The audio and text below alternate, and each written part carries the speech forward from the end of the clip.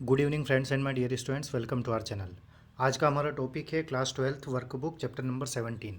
इसके question answer, comprehension, reading means paragraph, सारी चीज़ें हम कंप्लीट करेंगे। आप हमारे इस वीडियो को लाइक करें, शेयर करें और चैनल को यदि आप सब्सक्राइब नहीं कर पाए हैं तो चैनल को सब्सक्राइब करें और बेल आइकन को ज़रूर दबाएँ।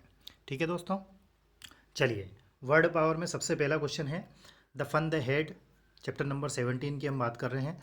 पिछले वीडियोस यदि आपने नहीं देखे हैं तो उन वीडियोस को आप ज़रूर देखें, प्लेलिस्ट में मैंने डाल दिए हैं। पहला क्वेश्चन है here are some prefixes oblique roots relate them with the words given in the box.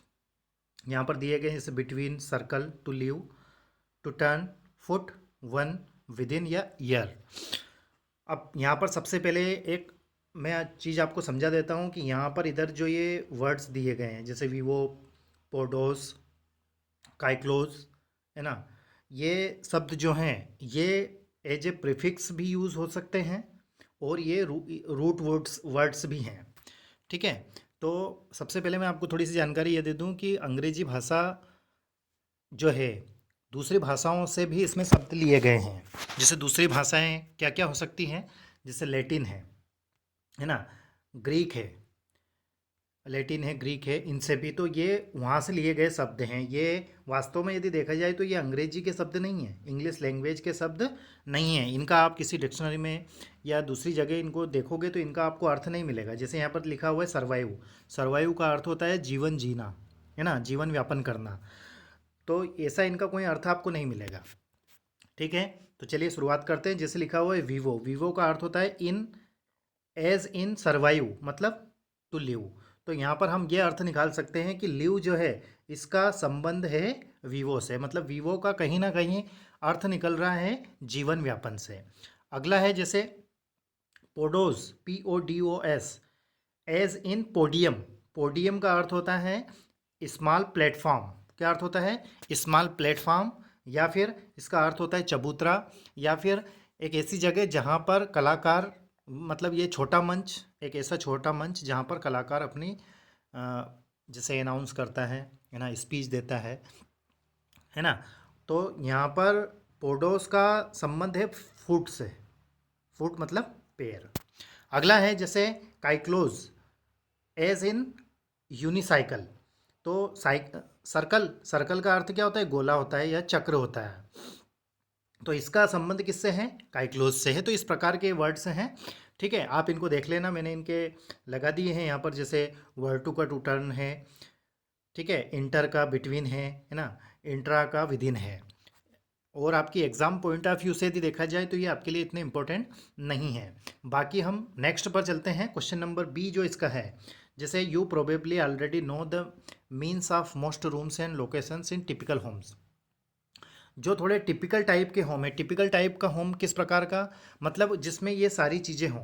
सामान्य जो नॉर्मल जो मकान होते हैं, जो होम होते हैं, उनमें जनरली हम कौन कौन सी चीज़ें देखते हैं? जैसे किचन देखते हैं, हॉल देखते हैं, है ना, लेट बाथ देखते हैं, डाइनिंग रूम, है ना, स्टडी रूम, पोर्च वगैरह, इससे ज़्यादा नहीं देखते हैं। लेकिन जो हमारा मकान होता है उसमें बहुत सी चीज़ें होती हैं। जो एक टिपिकल होम की हम बात करें जिसमें सारी चीज़ें हमें देखने को मिले, है ना, तो उसमें क्या क्या चीज़ें हो सकती हैं? जैसे match the following rooms places with their meanings, है ना, जिसमें बहुत प्रकार के रूम या स्थान हों, ऐसे होम को टिपिकल होम कहते हैं। तो इसके कुछ यहाँ पर दिए गए हैं, उदाहरण दिए गए हैं।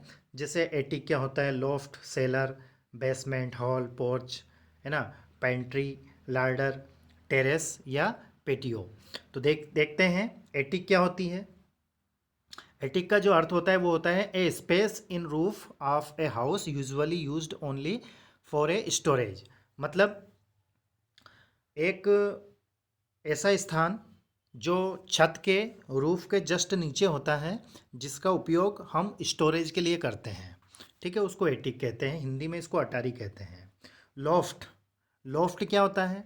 लॉफ्ट का देखिए यहाँ पर लॉफ्ट का यूँ कह सकते हैं room in the roof space of house. ये भी इसका ही एक रूप है, किसका? एटिक और लॉफ्ट का। दोनों एक जैसे ही हैं, एक दूसरे के सिनोनिम कह सकते हैं। Room in the roof space of a house could be lived in, मतलब छत पर एक ऐसा कमरा या ऐसी जगह है जिसका उपयोग हम रहने के लिए भी कर सकते हैं। ठीक है, अगला है सेलर। सेलर मीन्स क्या होता है? Room below ground level, no windows used for storage. देखिए, ये एक तहखाना इसको कह सकते हैं जो कि अंडरग्राउंड होता है। ठीक, और इसमें कोई खिड़की और इसका प्रयोग भी स्टोरेज के लिए ही करते हैं। अगला है बेसमेंट। तो बेसमेंट और सेलर दोनों ही एक जैसी चीज़ें हैं, है ना। इसका भी देखिए, रूम बिलो ग्राउंड, मतलब जो हमारा कह सकते हैं ग्राउंड के नीचे हम ग्राउंड फ्लोर के भी नीचे हम एक जगह बनाते हैं, तहखाना उसको कहते हैं। Windows for living and working, मतलब वहाँ पर हम ऐसी चीज़ें जहाँ पर हम रह भी सकें और काम कर सकें। अगला है हॉल। हॉल क्या होता है? आप जानते ही हैं, open as you come into a room, मतलब जैसे ही आप घर के अंदर जाओगे तो सबसे पहले हॉल में आ जाओगे, है ना। जैसे कोई मेहमान है तो वहाँ पर आप उनको लेकर जाओगे, तो हॉल आप समझते ही हैं। पोर्च क्या होता है? पोर्च होता है covered area before N entrance door, घर के अंदर जाने वाला जो मुख्य द्वार है उसके पहले वाली खुली जगह, उसको पोर्च कहते हैं। पेंट्री या लार्डर क्या होता है? इसका अर्थ होता है लार्ज कपबोर्ड, है ना, big enough to walk into for storing food. इसको कहते हैं हम जहाँ पर रसोई की वस्तुएं रखी हुई हो। ठीक है, रसोई में मीन्स जैसे दाल चावल हो गए, आटा हो गया, ये चीज़ें हम जहाँ पर रखते हैं उसको बोलते हैं पेंट्री या लार्डर कहते हैं। टेरेस आर पेटियो, इसका जो अर्थ होता है, ये अर्थ होता है paved area between house and garden for sitting and eating etc, मतलब घर बना हुआ है, ये हमारा घर बना हुआ है ना। अब इस घर के आगे यहाँ पर हमारा गार्डन है। ठीक है, यहाँ पर पेड़ पौधे हैं, हरी भरी घास है और यहाँ पर बेंच वगैरह लगी हुई है जिस पे हम बैठते हैं, है ना, रिलैक्स महसूस करते हैं। तो इसके बीच की ये जो जगह है ना, जो कंक्रीट से बना हुआ हो या पत्थरों से बनी हुई ये जगह है, इस जगह को कहते हैं टेरेस या पेटियो। देखिए इसका डेफिनेशन क्या है? Paved area between house and garden for sitting or eating something. यहाँ पर PAVED, इसका अर्थ होता है पथरीला या पत्थर से मजबूत पक्का बना हुआ ऐसी जगह। तो पेज नंबर 25 पर ये चीज़ें थी। आगे कॉम्प्रिहेंशन, जो हमने टेक्स्ट बुक में लेसन पढ़ा है उससे रिलेटेड यहाँ पर ऑब्जेक्टिव टाइप क्वेश्चन दिए गए, तो इनको हम देखते हैं। Choose the correct alternatives. The story fun they had can be best described. The story fun they had हमने पढ़ी है, इसमें किस चीज़ का वर्णन अच्छे से हुआ है? जैसे ए फनी स्टोरी, कोई मजाकिया कहानी थी, या फिर एक फेरी टेल थी। फेरी टेल क्या होती है? मतलब एक ऐसी कहानी जिसमें परियों की के बारे में बताया गया हो। जैसे छोटे बच्चों को हमारे दादा दादी परियों की कहानी सुनाते हैं, तो ऐसी कहानी जिसमें परियों से संबंधित हो, परी, एंजल्स, उसकी कहानी यदि किसी की काल्पनिक कहानियाँ यदि हम सुनाते हैं तो उसको फेरी टेल कहते हैं। दूसरा है साइंस फिक्शन, है ना, मतलब विज्ञान टेक्नोलॉजी से संबंधित, एन इवेंट फ्रॉम हिस्ट्री, या फिर इतिहास की कोई घटना। तो इस कहानी में यदि देखा जाए तो साइंस फिक्शन से ऊपर बताया गया है। जैसे हमने देखा कि टेक्नोलॉजिकल वे से आपको उसमें टॉमी और मार्गी को पढ़ाया गया है ना, ये सारी चीज़ें उसमें। तो ऑप्शन नंबर सी इसका सही रहेगा। Who told Margie that there was a time when all stories were printed on paper.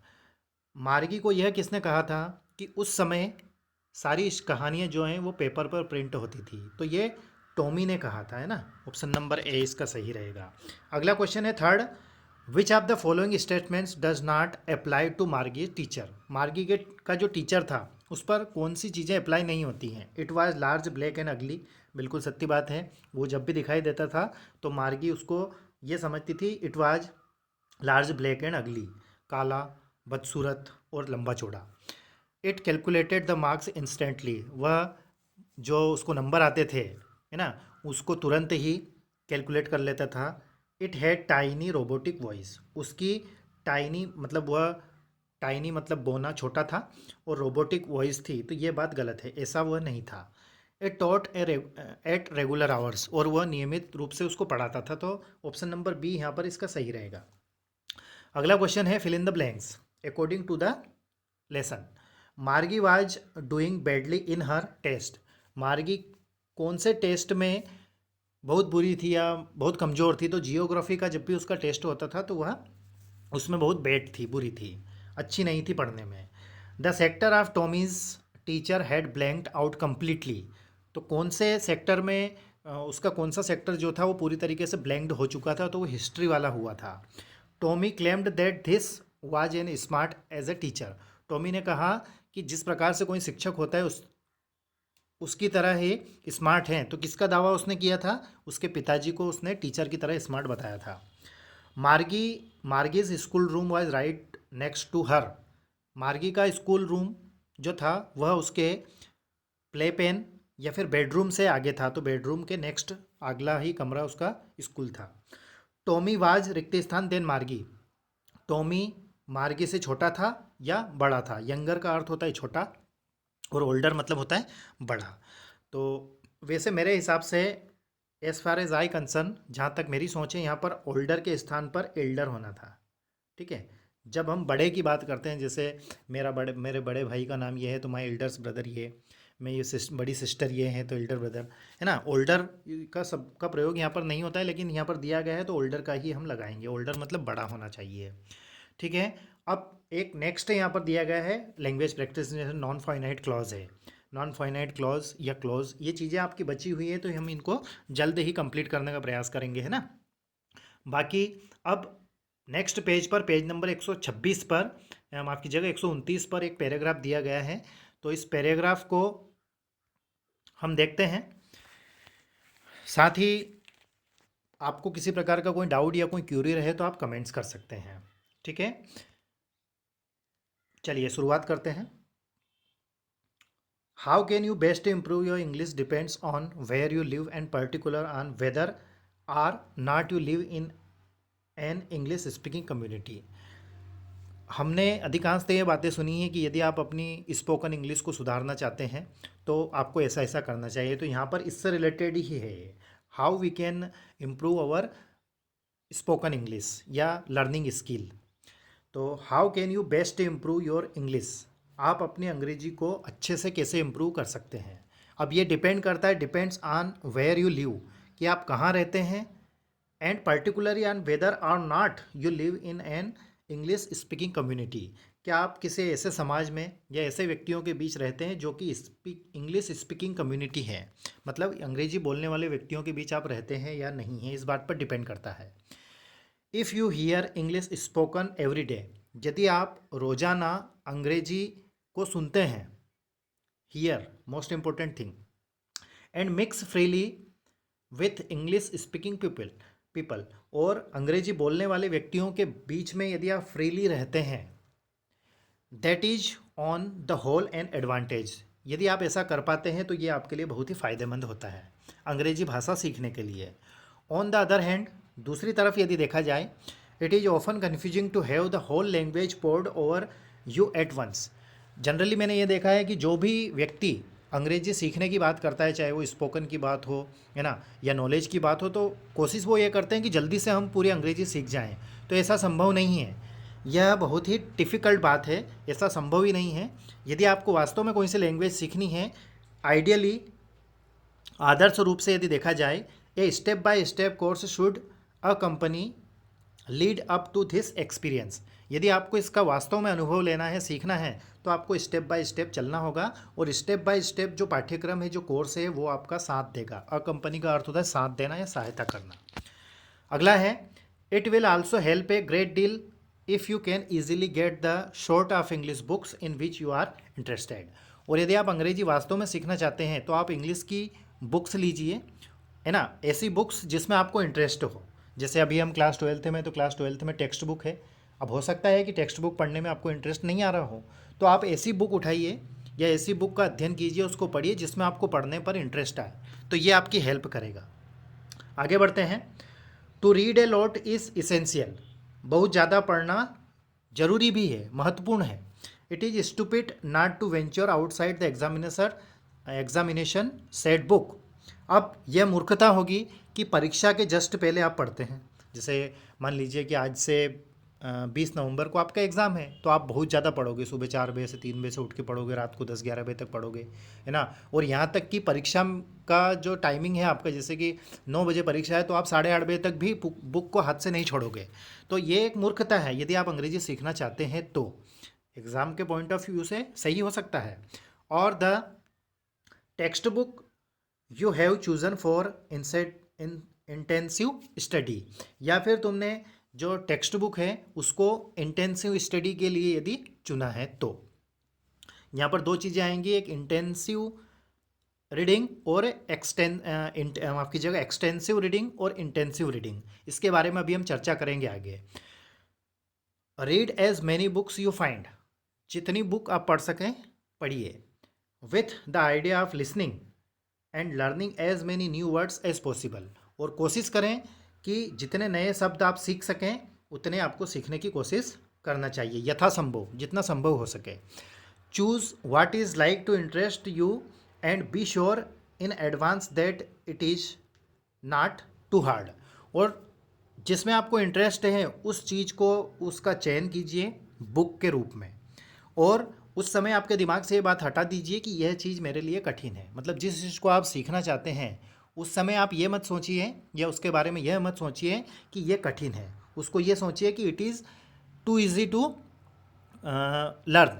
ऐसा हमें सोचना चाहिए। यदि हम ऐसा सोचते हैं तो हम कहीं ना कहीं उसको सीखने का प्रयास करते हैं और सीख भी जाते हैं। You should not have to be constantly looking up new words here and there, नए शब्दों को सीखने के लिए आपको इधर उधर भटकने की आवश्यकता नहीं है। But as a general policy, एक सामान्य नीति क्या कहती है, ट्राई टू पुश अहेड, मतलब आगे बढ़ते रहिए। जैसे आज हमने कुछ सीखा है तो कल और थोड़ा सा नया सीखने का प्रयास करें। Guessing that words mean from the context, और जो लिखा हुआ है उसके अनुसार उस शब्द का अर्थ क्या हो रहा है, ऐसा मतलब अंडरस्टैंडिंग ऑफ टेक्स्ट, उसको बढ़ाने का प्रयास करें।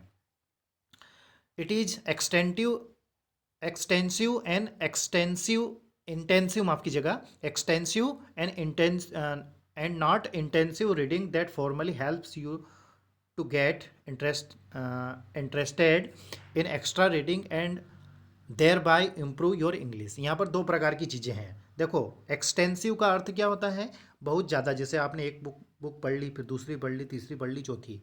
एक्सटेंसिव मतलब विस्तार से पढ़ना।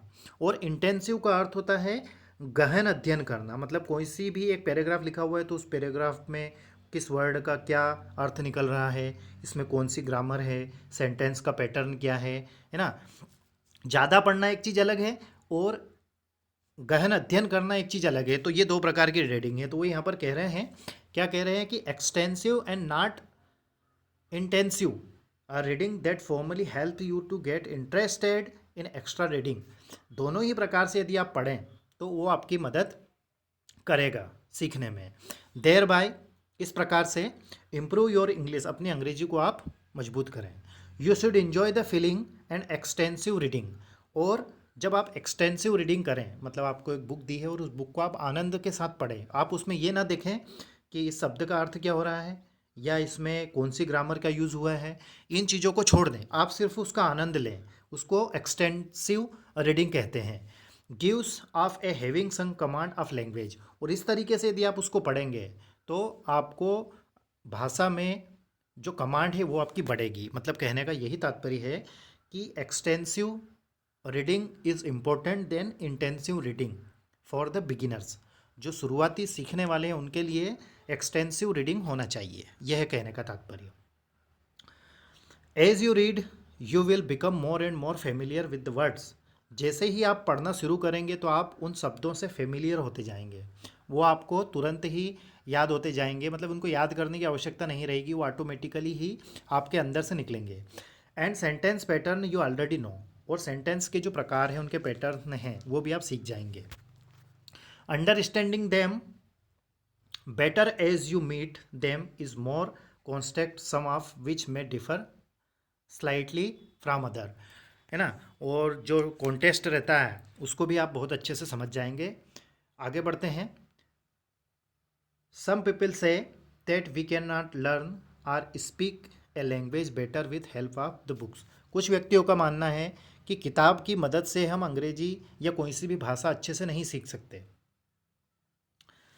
To believe this is to believe that the spoken language and the written language are quite different things. To believe this is to believe. Believe this is to believe that the spoken language and the written language are quite different things. ये दोनों चीज़ें अलग अलग हैं. कैसी चीज़ें हैं? मतलब स्पोकन इंग्लिश और रिटन इंग्लिश ये दोनों अलग अलग हैं. इट इज़ नॉट सो, लेकिन ऐसा नहीं है. There is a very great deal of link between the two. लेकिन दोनों के बीच में एक संबंध है. कैसा संबंध है? In learning the patterns and vocabulary of the written form we are learning to the considerable extent those the spoken form too. मतलब जब हम लिखने का प्रयास करते हैं या रिटन लैंग्वेज की बात करते हैं तो उससे भी हम पैटर्न सीखते हैं. वोकेबलरी मतलब शब्दकोश बढ़ता है और उससे हम सीखते हैं. और कंसिडरेबल एक्सटेंट बढ़ता है उससे, मतलब विचार करते हैं हम फिर उससे. We are in fact learning the language, और वास्तव में हम उस भाषा को सीखते हैं. And not merely one form of the language, और सिर्फ भाषा ही नहीं, मतलब उस भाषा के किसी रूप को ही नहीं, हम तो पूरी भाषा सीख रहे हैं. चाहे उसमें लर्निंग हो, स्पीकिंग हो, राइटिंग हो, कुछ भी हो, तो हम संपूर्ण चीज़ सीखते हैं. तो दोस्तों आज के वीडियो में बस इतना ही. नेक्स्ट वीडियो में हम इसके क्वेश्चन आंसर करेंगे. क्वेश्चन आंसर हम इसी में भी कर सकते हैं, लेकिन आपका वीडियो जो है लेंदी हो जाएगा. तो नेक्स्ट पार्ट में हम जो आपका वर्कबुक का चैप्टर नंबर 17 है इसके क्वेश्चन आंसर देखेंगे. आज के वीडियो में इतना ही. आपको ये वीडियो कैसा लगा कमेंट्स करके ज़रूर बताएं. साथ ही आपके फ्रेंड्स, रिलेटिव, क्लासमेट्स के पास हमारे इन वीडियोज़ को शेयर ज़रूर करें. Thank you very much for watching. Take care of yourself. Thank you once again.